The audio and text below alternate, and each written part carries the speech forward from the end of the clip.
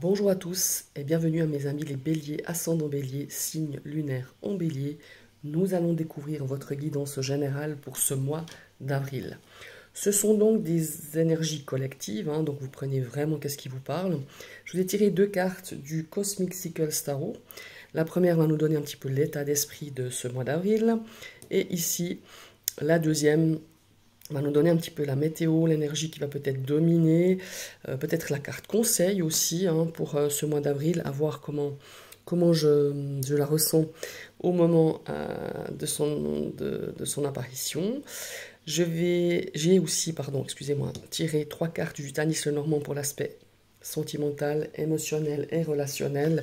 Trois cartes ici pour l'aspect professionnel, vos études et vos activités. Et ici, trois cartes pour l'aspect matériel. On va tout de suite découvrir la première lame du tarot. Oh, superbe. C'est une lame majeure. On a l'ermite. Alors, ici, l'ermite, je pense que vous allez ressentir le besoin sur ce mois d'avril de peut-être faire un travail d'introspection. Je vous rappelle que l'ermite, c'est quand même la conscience de soi, c'est un petit peu aussi l'énergie de l'analyse, de la réflexion, de la recherche, aussi un petit peu de guidance spirituelle. Peut-être que vous allez vous mettre aussi un petit peu en retrait, c'est une carte aussi de solitude, peut-être que vous avez envie un petit peu de se couper, peut-être de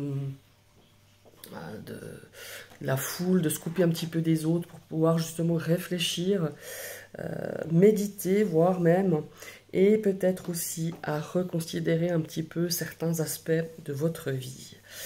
Et puis, avec cette carte de l'ermite, souvent, c'est un petit peu, peut-être que vous avez envie de réévaluer vos objectifs, de réaligner peut-être des choses dans votre vie, pour être beaucoup plus aligné à vos valeurs, à votre être authentique. C'est vraiment ça, la carte de l'ermite. On est aussi peut-être pas forcément très expansif, peut-être, et qu'on a aussi envie peut-être de passer un petit peu du temps, votre temps déjà, en solitaire, peut-être pour mieux réfléchir, mettre un frein peut-être à certaines choses que vous ressentez, qui ne vous font pas forcément du bien, ou peut-être par rapport à une personne, peut-être par rapport aussi à une façon de vivre qui ne vous convient plus peut-être maintenant. Voilà, tout simplement, il y a vraiment cette énergie-là avec cette énergie de l'ermite. Ouais, il y a vraiment cette notion, et je le ressens vraiment, ce mois d'avril, je me mets un petit peu en mode pause et je réfléchis à ce que je veux, à ce que je ne veux plus, à des objectifs peut-être, ou à réévaluer une situation, qu'elle soit sentimentale, professionnelle, émotionnelle, et vous adapter vraiment à votre situation. Maintenant, on va découvrir la deuxième carte du tarot. Oups. Alors, oh, deuxième lame majeure, la force. Alors, cette force, elle va nous parler forcément d'endurance. Quoi que vous ayez peut-être à traverser, ou que vous traversez depuis un certain temps, ça nous parle de courage. Vous avez beaucoup de courage. Je le ressens comme ça. C'est pas que vous en aurez besoin, c'est que vous avez vraiment beaucoup de courage. Vous êtes endurant. On a une force intérieure incroyable.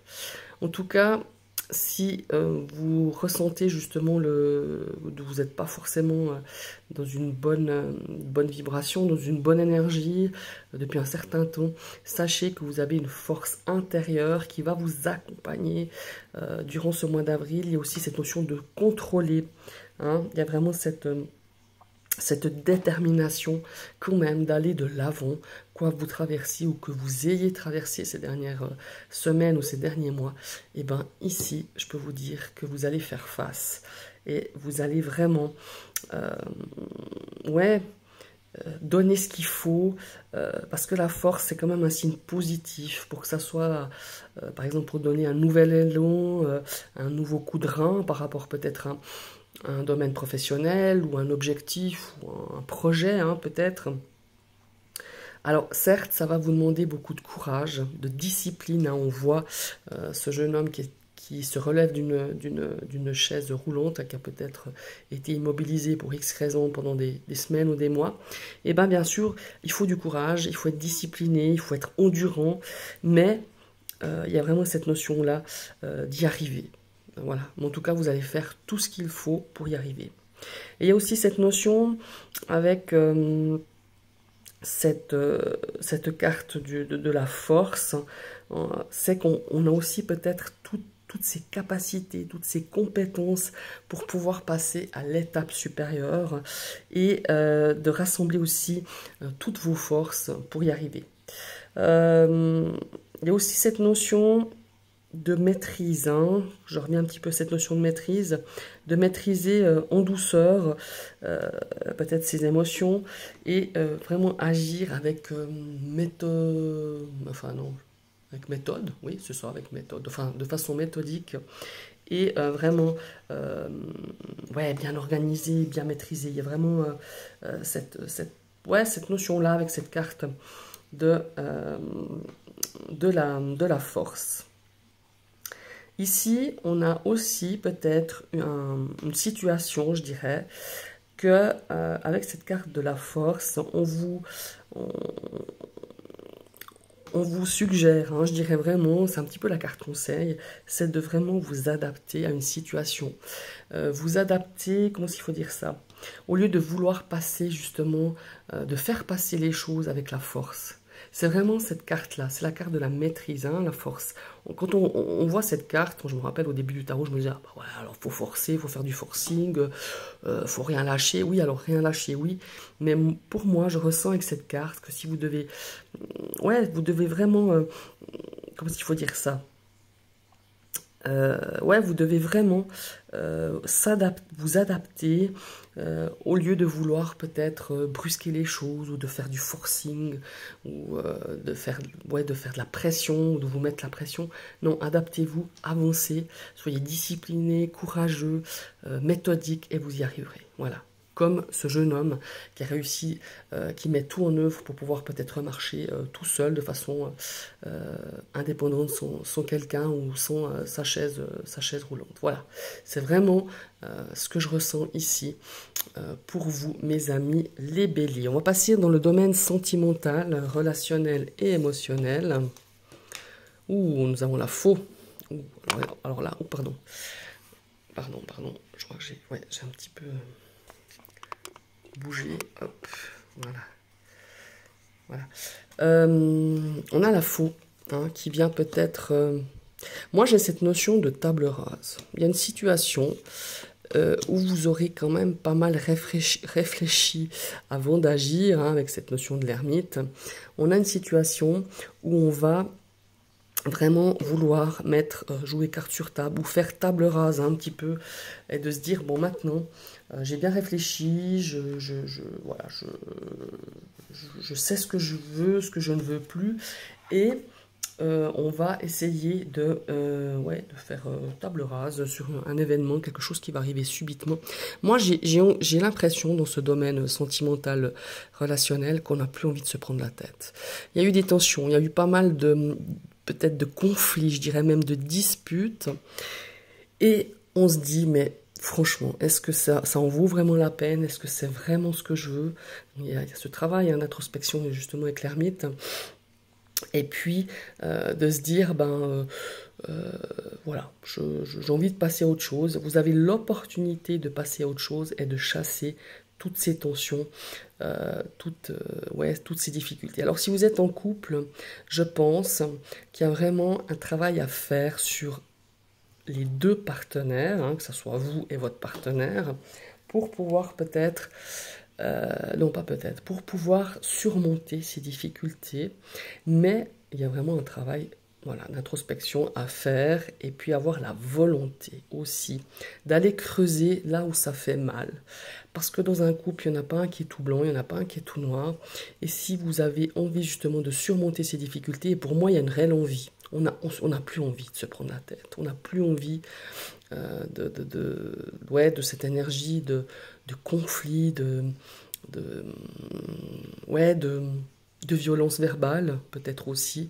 Et on se dit, maintenant, je voilà, on fait un petit peu, voilà, table rase, on met les choses à plat, on se dit, bon maintenant, est-ce qu'on a envie de sauver notre couple? Est-ce qu'on a envie de surmonter ces difficultés? Que pourrait-on faire pour y arriver? Et voilà, on a l'ermite qui nous dit, travail de fond, hein, travail de fond, chacun de son côté, on travaille sur déjà ce qu'on a envie, ce qu'on n'a plus envie, est-ce qu'on a les mêmes objectifs au niveau de cette relation, et après on a ce travail derrière de la force qui dit, bon maintenant, il faut se donner les moyens, il faut maîtriser certaines choses, maîtriser peut-être justement cette agressivité qui était devenue un petit peu plus... comme s'il prenait un peu plus d'espace dans votre vie de couple, peut-être au niveau de la communication, hein. Peut-être que l'un des deux était beaucoup plus agressif que l'autre. On vous donne quand même cette opportunité de vous en sortir, quoi que vous traversiez par rapport à un domaine relationnel, hein, peut-être une relation conflictuelle, peut-être avec un ami, avec la famille, avec peu importe. Là, on vous dit maintenant, qu'est-ce que tu veux vraiment? Hein, il y a vraiment cette énergie de prise de conscience, de travail à faire sur soi, et vraiment de se poser les bonnes questions, quoi, en fait. Et au niveau du couple, c'est aussi ça. Et au niveau émotionnel, il y a aussi cette notion de se dire, mais pourquoi je me sabote comme ça? Pourquoi je m'inflige certaines choses? À quoi bon m'infliger tout ça? Vous voyez ce que je veux dire? Vraiment, il faut adapter à votre situation, mais je suis sûre que ces énergies vont vous parler ici sur ce mois d'avril pour vous, mes amis, les béliers. On va tout de suite partir sur le domaine professionnel. Alors, on a le serpent. On a l'encre, ça nous parle déjà d'une bonne stabilité. J'arrive pas à retourner la carte focus. Ouais, il y a des obstacles ici, hein, pour certains béliers. Bon, on a la stabilité qui est là, mais là, on a quand même cette énergie d'obstacle de la carte focus. On a les monts, hein, la carte du mont. Alors ici, effectivement, si on veut un petit peu plus de stabilité, il va falloir un petit peu aller chatouiller ce qu'on a au fond de soi-même, c'est-à-dire un petit peu des... Ouais, il faut aller faire un travail, et pour voir aussi définir exactement ce que vous avez envie, vos objectifs dans votre carrière, vos besoins aussi par rapport à ce domaine professionnel, et de se dire, bon maintenant, qu'est-ce que je mets en place pour pouvoir justement peut-être être beaucoup plus épanoui dans ce domaine professionnel. Moi j'ai l'impression qu'on s'est laissé un petit peu dériver, hein, dans ce domaine-ci, alors peut-être par une mauvaise ambiance, peut-être par un travail qui ne vous plaît pas, qui ne vous satisfait plus, qui ne vous nourrit plus, mais on a aussi cette carte du serpent qui nous dit aussi peut-être d'un entourage un petit peu compliqué, d'un entourage, je parle professionnel, hein, qui vous pourrit un petit peu la vie, qui vient un petit peu vous lancer, vous mettre les bâtons dans les roues. Voilà, il y a vraiment cette notion-là. Pour moi, il y a un bon nettoyage qui devrait être fait autour peut-être de vos collègues, de cet entourage professionnel, pour pouvoir un petit peu stabiliser. Moi, j'ai vraiment l'impression avec cette encre, c'est vraiment définir ses priorités au niveau de vos activités, au niveau de vos études, au niveau de votre carrière. C'est vraiment une reprise en main, une conscience, hein, une prise de conscience, et de devoir justement peut-être prendre des décisions, alors peut-être des décisions qui sont difficiles certes, mais qui pourront vous amener à quelque chose de beaucoup plus sain, de quelque chose de beaucoup plus serein dans ce domaine professionnel, et quelque chose qui vous nourrit, quoi. On a tous, je pense, à un moment donné de sa vie, où professionnellement parlant, ça devient peut-être plus forcément une passion, ça devient peut-être plus alimentaire que passionnant, mais on ne peut pas continuer sur la durée d'être un robot et faire son travail, parce qu'il faut gagner sa vie. Et moi je pense qu'ici il y a certains béliers qui ont vraiment une grosse prise en main, une grosse remise en question, une prise de conscience aussi, et je pense que certains ont vraiment besoin. Moi, je vous dis pas que vous allez changer de boulot sur le mois d'avril, ou vous allez, voilà, vous allez tout foutre en l'air au niveau de votre activité professionnelle au mois d'avril. C'est pas ça. C'est vraiment cette prise de conscience, de faire un travail et de définir vraiment son objectif et de s'adapter justement avec cette force qui nous demande de contrôler un petit peu, de gérer peut-être ses désirs, de gérer ses émotions, de gérer peut-être sa colère, parce qu'on a une forme aussi de colère hein, que je ressens dans ce domaine professionnel. Voilà, il y a peut-être aussi peut-être des gens qui recherchent un emploi, pour qui c'est compliqué. Mais moi, je pense que c'est aussi une question de définir aussi quel genre de recherche vous faites. Peut-être qu'il faut changer peut-être d'endroit, qu'il faut changer la façon de refaire vos recherches d'emploi, ou peut-être vous, par rapport à des recherches, par rapport à comment vous positionnez dans ce milieu professionnel. Il y a peut-être quelque chose à revoir pour moi. Et n'hésitez pas à demander justement à des professionnels, votre conseiller, ou peut-être à faire un bilan de compétences, hein, c'est aussi, ça c'est tout à fait possible. Alors, dans le domaine matériel, ouais, on a cette carte de l'enfant qui nous parle de nouveautés, qui nous parle aussi d'études. Hein.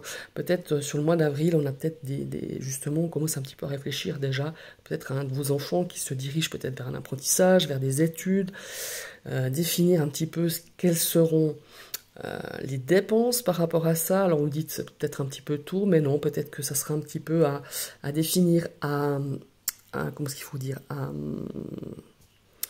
appréhender, à anticiper, voilà, c'est le mot que je cherchais.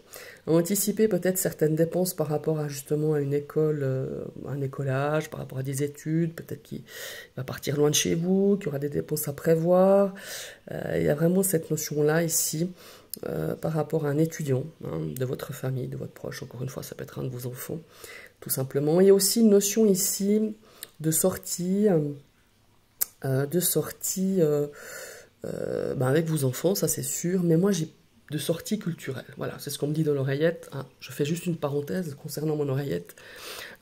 J'ai eu un commentaire, je ne sais plus sur quelle vidéo, d'une dame, hein, mais c'est très bien, hein, elle posait la question. Elle disait, mais j'ai bien entendu, vous dites qu'on vous murmure des choses dans l'oreillette. Alors moi, quand je dis dans l'oreillette, c'est mon ressenti. Mais effectivement, j'entends des choses dans mon oreille qu'on me dit, mais j'entends, voilà, c'est ma petite voix intérieure, c'est mon ressenti, hein, on est bien d'accord. Et c'est vrai que je vous le dis souvent, je me rends compte en réécoutant mes vidéos, parce que quand j'ai eu cette personne qui m'a dit ça, je me suis réécouté, effectivement, mais c'est ma façon de vous dire que c'est mon ressenti, voilà. C'est le ressenti, c'est mon intuition qui me dit ça, et je dis dans mon oreillette, parce que c'est vrai que c'est souvent de ce côté droite de mon oreille, où j'entends des fois des petites voix, c'est pas seulement ma voix intérieure, mais deux petites voix qui me disent « tu devrais transmettre ça », voilà. Et oui, ça se passe comme ça. Alors voilà, c'est ce que je disais, donc on a, où on était, j'ai perdu le fil, oui, alors, avec cette notion de, voilà, de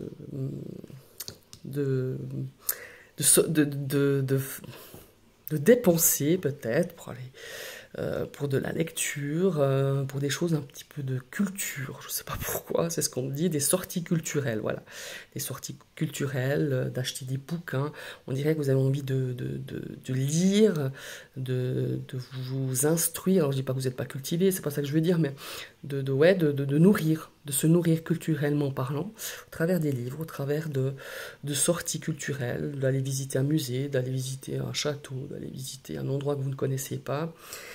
J'ai vraiment cette notion d'un désir d'aller voir un petit peu ailleurs ce qui se passe et de vous nourrir justement, de nourrir vos connaissances et de vous enrichir. Voilà, il y a vraiment cette notion-là, outre le fait des dépenses à prévoir pour un enfant, ou des sorties scolaires aussi, hein, par rapport aux enfants, ou tout simplement par rapport à des choses, voilà, des choses par rapport à vos enfants aussi.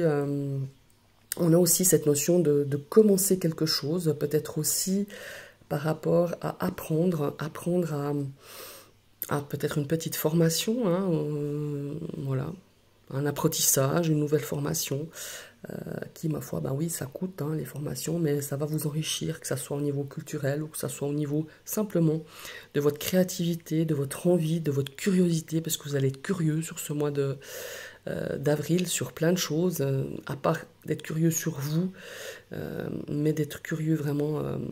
J'ai l'impression que vous avez envie d'apprendre de nouvelles choses, de nouvelles compétences, de nouvel apprentissage, de nouvelles connaissances, hein, tout simplement, sans parler de formation.